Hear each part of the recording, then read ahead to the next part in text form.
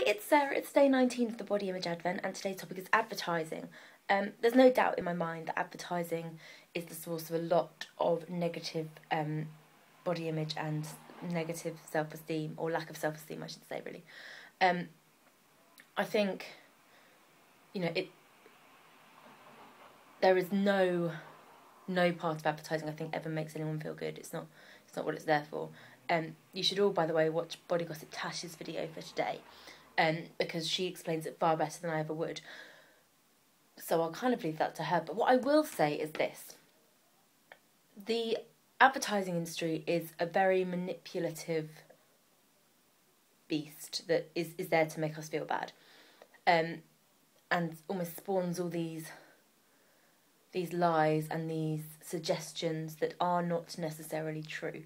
The good news is, and there is some good news, that we can choose to do with that information what we like to an extent. So, for example, in the last few months, I've made a conscious effort to remind myself when I've seen adverts and things and gone, oh, wow. I've kind of made myself think, no, actually, stop and think about it, because that's not possible necessarily.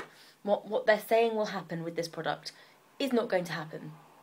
And the reason that it won't happen is because if it did, I wouldn't buy anything else. That's why they're doing it. That's why, for crying out loud, you see foundation adverts with that have clearly been airbrushed. You see mascara adverts where they admit to using false lashes. It's all complete and utter lies. It really is. And it's almost, I think the more aware I've made myself of that, the better I've felt about it, because it's like, why? I'm not going to buy into it.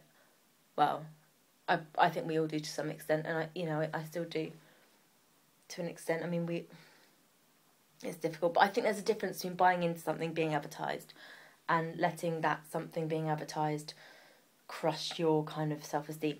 And I have made a promise to myself to try and reduce that happening as much as possible.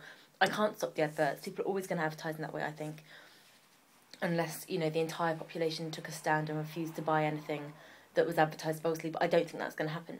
So I have made a pact with myself to try and ignore as much as possible the messages that are presented to me by advertisers, and to try and remember as much as possible what those messages are and where they're coming from. And for me that's been quite a useful exercise, and it gets easier with time. That's just a little spiel for you today. So catch up with us tomorrow, and tomorrow's topic is ethnicity, so it should be an interesting one. So thanks very much. Bye.